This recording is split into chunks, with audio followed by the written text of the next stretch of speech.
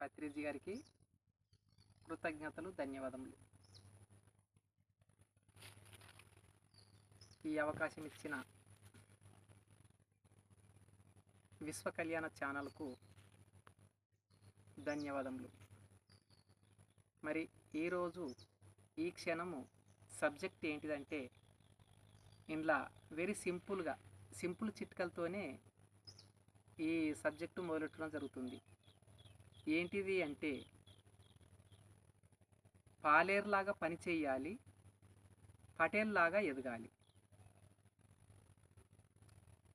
పాలేరులాగా పని చేయాలి, పటేళ్ళలాగా ఎదగాలి. అలా ఒక పటేల్ ఎట్లయితే ఎదిగిండో విశ్వమంతా పటేళ్ళలాగా కావాలి. ఎట్లయితే కార్లు, అద్దాల మెడలు పటేల్ ఎదిగి ఎన్ని రకాల ప్రయత్నాలు చేసి సంపాదిస్తుండో మనం కూడా అలా సిద్ధం కావాలి. అంటే భౌతికంగా పాలేరులాగా పనిచేసి పటేల్లాగా ఎదగాలి. దీని ఆధ్యాత్మిక కోణాలకు తీసుకుంటే,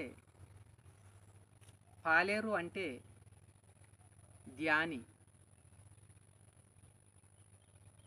పటేలు అంటే పరమాత్మ. భూమి మీదకి వచ్చిన మనము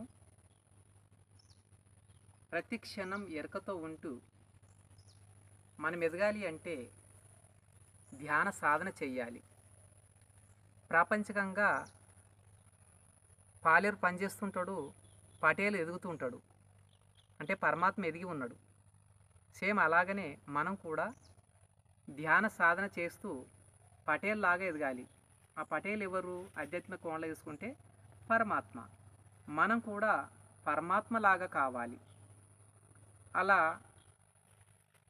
మనం నలుగురికి ఆదర్శం కావాలి. మనం నలుగురికి ఎప్పుడైతే ఆదర్శం అవుతామో విశ్వవ్యాప్తంగా అందరూ ఆదర్శ పురుషులుగా తయారవుతారు. ఎప్పుడైతే ధ్యానం చేస్తామో, ధ్యానం సర్వరోగ నివారిణి, ధ్యానం సకల భోగకారిణి, ధ్యానము సత్యజ్ఞాన ప్రసాదిని.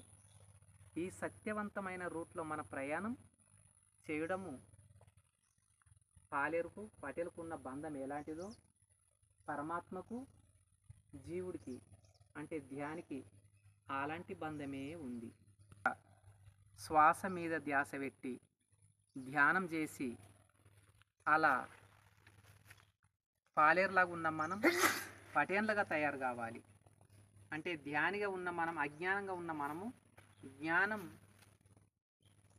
ధ్యానంతో పూర్ణాత్మగా ఎదగాలి. Okay, thank you masters. ఎందుకంటే మనం చిన్న మాటలే రేపు కొండంతగా అవుతుంటాయి అన్నమాట. ఈ చిన్న సబ్జెక్ట్నే మనం ఎవరినో ఉద్దేశించి కాదు, మనమందరం భూమి మీదకి వచ్చిన మానవులంతా ఒకే కుటుంబం కాబట్టి మనమందరం అద్భుతంగా ఎదిగి పత్రిజీ గారి యొక్క చైతన్యవంతులుగా అంటే సైనికులుగా మనం తయారు కావాలి.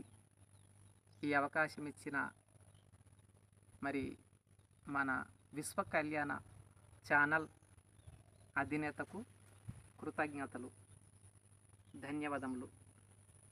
Thank you.